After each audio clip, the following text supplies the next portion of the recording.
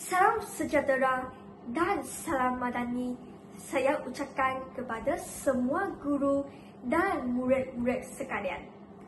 Nama saya Wong Zi-en dari SMJK Sabin. Hari ini saya ingin memperkenalkan sebuah buku hasil karya Tema Abdullah yang bertajuk Pelukis Jalanan.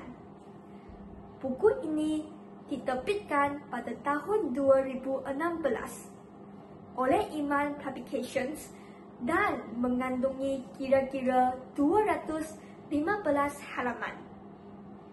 Novel Pelukis Jalanan ialah sebuah novel autobiografi yang berdasarkan pengalaman sebenar hidup penulis sendiri, Tema Abdullah. Kisah ini ditulis dalam bentuk orang pertama dan mengisahkan tentang seorang pemuda Malaysia yang berjuang menghadapi cabaran dan membina kekuatan diri semasa melanjutkan pelajaran di United Kingdom. Kisah bermula apabila watak utama yang pada awalnya menerima beasiswa untuk belajar di luar negara kehilangan beasiswa tersebut kerana gagal mencapai keputusan A-level yang ditetapkan.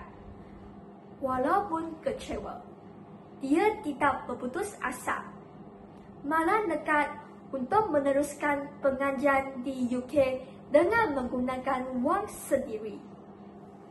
Dia merahsiakan keputusan ini daripada keluarganya dan menanggung semua beban secara bersendirian.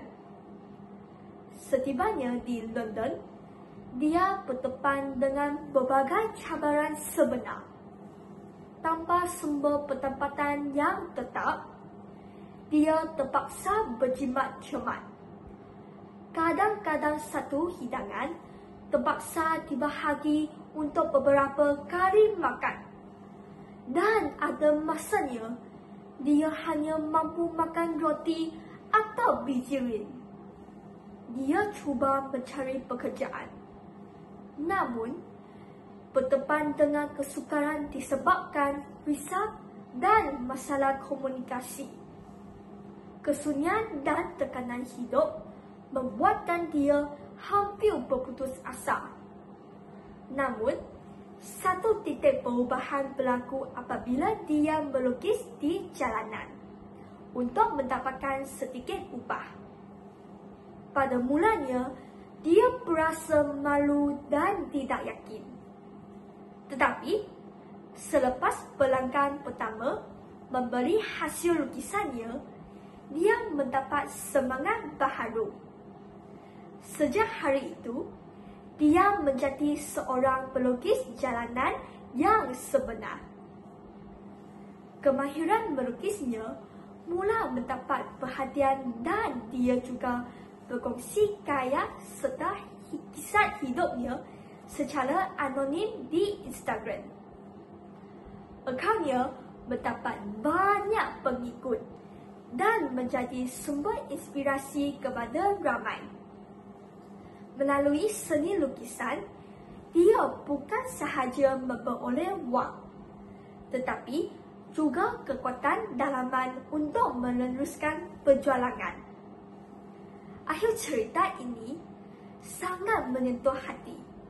Watak utama berjaya menambahkan pengajarnya dan memperoleh keyakinan semula terhadap dirinya.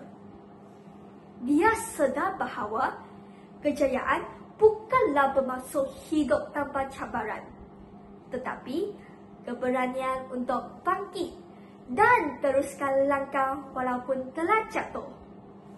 Kisahnya bukan sahaja mengubah hidupnya, tetapi turut memberi inspirasi kepada ramai pembaca.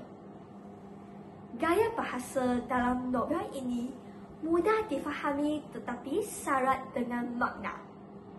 Ia amat sesuai dibaca oleh golongan muda dan sering dijadikan bahan bacaan motivasi di sekolah dan universiti. Ia bukan sekadar sebuah novel, tetapi cerminan kepada perjuangan ramai dalam menghadapi liku-liku kehidupan. Sekian, terima kasih.